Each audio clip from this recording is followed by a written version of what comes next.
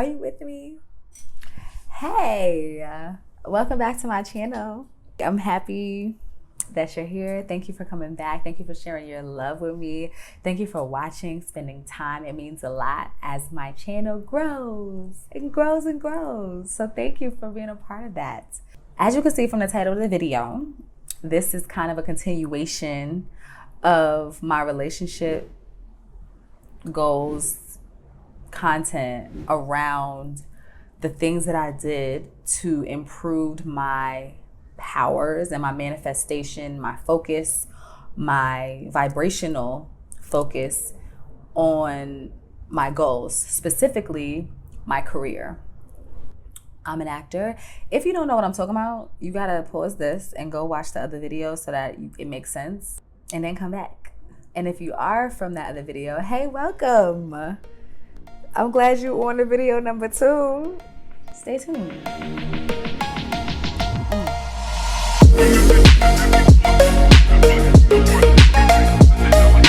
First and foremost, Z5. I'm talking about my career because remember, my goal over this past couple of years was to improve my relationship with my career, with how I felt about my career. And the subject in my career that I was using at this time was, I was doing a couple of them at the same time. I was doing my career with my job. I was doing my career with networking. I was doing career with my talent. Actually, before I get into this, I want to talk about that. That was massive. If you have an actor in your life, bear with us, because a lot of us come to this field and to this decision to do this craft because of us not feeling heard. And so sometimes there's a lot of vulnerable, lackful thoughts regarding who we are that are completely bogus and separate from our talent. Be kind to the actors, because I realized that although I had an idea that I was talented, the way I felt about my talent, my relationship with my talent felt like distant. Like she wasn't giving boo. She was giving like that girl at Walmart that has a cute outfit on. It's like, oh, she's cute. I don't know her much. Like, that's how I felt about my talent. Like, yeah, it's probably there a little bit. I don't really know her, but the feeling of it was distant. So I started doing different things to raise my vibration around it and to thus improve my relationship with my talent. And now my talent is my boo. It's so crazy because when you start feeling good about that section and that portion of that section of your life, it just, the opportunity to feel more and more good about it continues to flow. Because the first thing that we need to remember is that this is an attraction-based universe. You cannot repel. The way the laws work is what you focus on will multiply. So the reason why that is important is because we actually can intentionally focus on certain things in a positive way. And that's the creative process. Like that's how you literally feed that plant and that flower. So I started feeding my talent and I started doing different things, and I experienced validation, not only because I was hearing it coming back to me, like hearing feedback about how good I sounded and how, tapped in I was, but also because I felt that way. I was doing the work, right? There's so much information, and I'll just ramble and I'll just talk and I'll just give examples and I'll just do this and I just want to do this. So I'm going to have a whole nother video about the actual action steps that I did to make this thing my boo. But I want to focus on this element right now because this is even bigger. This is the biggest thing, the most important thing about using the law of attraction in an intentional way. Your emotional scale. And I think it's so cool because of the way, like a lot of the other graphics of emotional scales are just sections, but the fact that it's spiraling into one another is so important. Like, so stick with the visual. The way the laws work is energy works in momentum. So the same way the laws of physics work, when you start to roll something and it starts off slowly and then it speeds up and then it speeds up and then it gets fast, that is exactly how the momentum of the law of attraction works. When we are novice manifestors, we interpret the information of the law of attraction as, I want to get this thing because this thing is going to make me feel happy. So I got to feel happy and then I will get this thing. But if you are starting from a place of pessimism about this thing, then you can't skip all the way up to happiness. And it won't work because of the way that the momentum of the energy works. When you focus, what you focus on will flow. So you're just going to continue to have more and more thoughts about pessimism as you try. It's not going to sit well in your system. The other thing is that the same way the laws work is how your thoughts work. So when you have a thought, the next thoughts that come after that thought are going to be similar to that thought on vibration. It will either be a little bit higher on the vibrational scale or a little bit lower on the vibrational scale. So in order for you to be able to be like, oh, I want to get closer to that thought, you have to know where you are, which is why the emotional scale is so important. Now, the more intuitive you are about your emotions, the more you can decipher all of these individual feelings.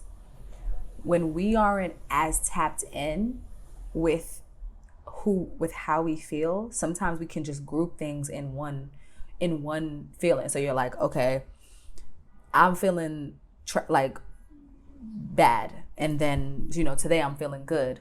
But if you are feeling doubt about something, but then your doubt about it turns into kind of like, okay, I know it's going to happen, but when? Impatience, you have actually moved closer to your dream and to your goal.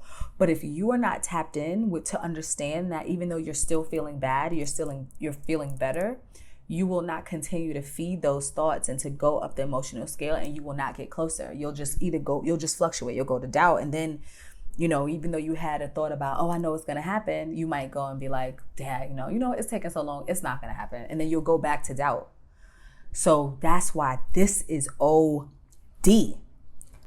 I literally will stop myself in the middle of having certain thoughts and experiences and breathe and be like, okay, how am I feeling right now? Because I know I don't like this feeling. I don't like this feeling. But what is the feeling, so that I know how to move up into the direction that I want. I'm an achiever, and I want to do it right, and I want to get it right, and I want to feel good. I was trying to jump to like hopefulness, like, okay, but it'll be okay. But I'm skipping mad steps. I was from powerlessness trying to jump to hopelessness.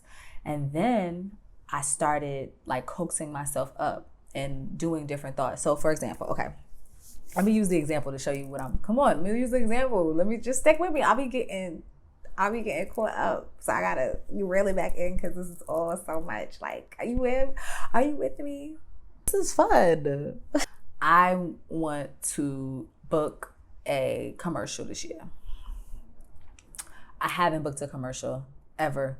So the way I'm feeling is a little doubtful. And the thoughts that go with that is it's probably not going to happen this year because it's going to take mad long for me to get connections. It's going to take a little longer because I don't have a commercial agent, or my agent doesn't send me out enough, or I don't.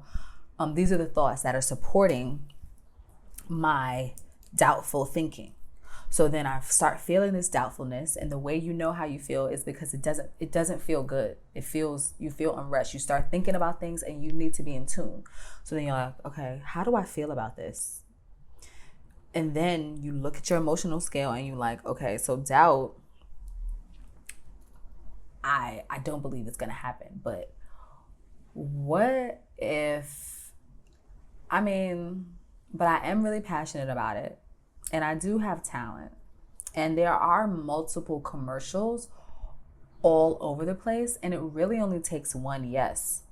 And I do have friends that know commercials and that could coach me on it. I do. So then I start going up the emotional scale. And now it's less about if it's going to happen and more like, okay, but when? It's going to take too long.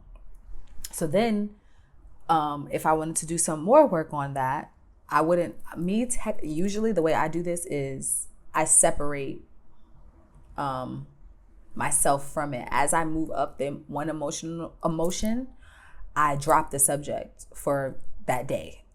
And focus on other things, because sometimes when you try to push it too hard, you don't believe. You have to get up to the emotional scale and then go out in the world and look for evidence for that to support that.